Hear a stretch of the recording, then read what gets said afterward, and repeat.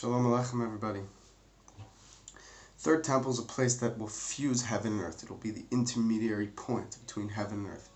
We've already learned in Chassidus that everything is an intermediary point has everything that's an intermediary, a memotza, as we say in Hebrew, connecting piece, has aspects of both sides. So to the third temple, since it fuses heaven and earth, it has aspects of heaven to it and aspects of earth, aspects of infinite to it and aspects of finite to it, and it fuses the two, it connects the two. So you see that how is this? What's an example of this? In the holy Kodesh Kodashim, the Holy of Holies, the temple, the Holy of Holies, the Aron, the Holy Ark, didn't take up any space in the room. As big as the Aron was, it took up no space in the room. There's no space in the room lacking by the Aron, by the Ark. Meaning, whatever the Ark took up in the room, there was the same amount of space in the room besides for the Ark. There was the same amount of available space. So too, that was a miracle. Another aspect is the tablets.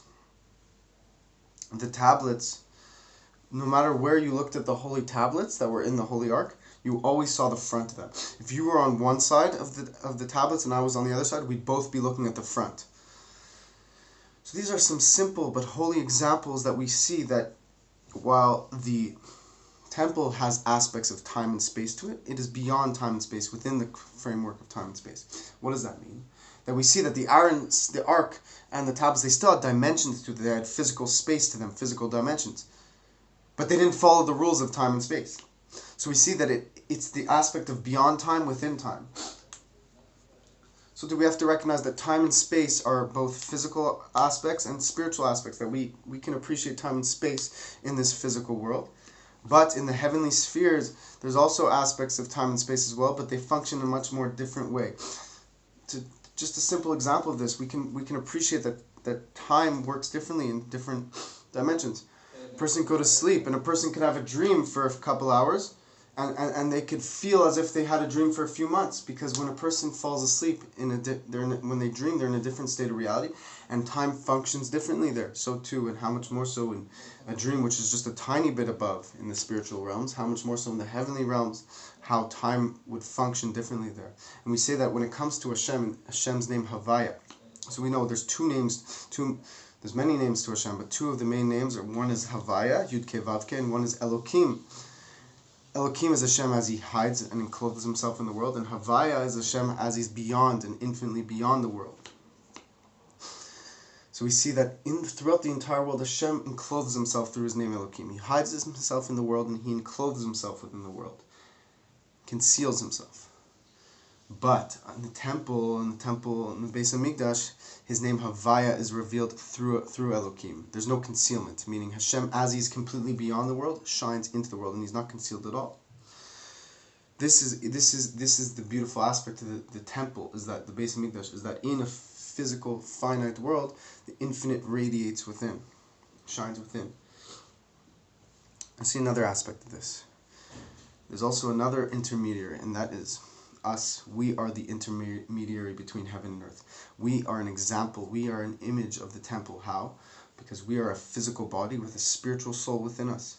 We have aspects of physical to us and aspects of spiritual to us, and therefore, with this opportunity that we've been given, that our bodies have been put in a physical, our souls have been put in a physical body, we have the ability to fuse heaven and earth. And it's important that we know that we recognize that while it seems like spiritual is above the physical is actually the ultimate purpose, because the spiritual, our soul is already holy, but our body starts off as physical, but is the ability to transform into holiness. And we know that something that's been elevated from physical to spiritual is actually on a higher realm than something that's always been spiritual. The transformation is actually a deeper level. And that is why actually, as incredible of an experience our soul experienced before we were born, the level that we will experience in the days of Moshiach, when Hashem reveals himself within this world, will be beyond infinitely greater revelation. Why is that? Because as great as the revelation our soul experienced before we were born, we didn't experience it within a physical body. Our soul experienced it beyond the body. But in the days of Moshiach, we will have refined the world so much and our body so much that we'll be able to experience Hashem's presence within our body. And that will be the ultimate pleasure. That's the level of pleasure, the level of godly revelation that not even Moses was revealed to yet. And that is what will happen mainly in the resurrection of the dead, may it be today. So, and we can also appreciate how all of what's going on in the world, there's so much attention on the Temple Mount, on the base of Mikdash, that we realize that just a small mountain has the power to trigger so much emotion and chaos throughout the entire world. That is because Hashem's name is revealed there. That is because the world feels Hashem's presence, and the world may be overwhelmed by it and wants to connect to Hashem. So B'ezrat Hashem, may we all connect to Hashem. We merit to see the third temple today. And that is when Hashem's light will shine throughout the entire world. The whole reason, as great as all this heavenly spheres and all the different levels are, the whole purpose is for this physical world. Hashem says He wants a dwelling place in this physical world. He wants a home in this world. When we follow the Torah, when we do mitzvahs, and if you're a Gentile and you follow the 7 laws of Noach and you do good deeds, we make Hashem feel at home in this world. And when we make Hashem feel at home in this world, He comes and He reveals Himself to us. But how do you make someone reveal Himself to you? You have to take care of them. You have to make them feel at home. You have to make them feel comfortable around you. And when they feel comfortable around you, that's when they reveal their innermost parts, their innermost soul. And that is what we have to do with our beautiful Creator, with Hashem. When we follow His word, when we follow His Torah, we make Him feel comfortable here in this world. And then we'll merit the coming of Moshiach. May it be today.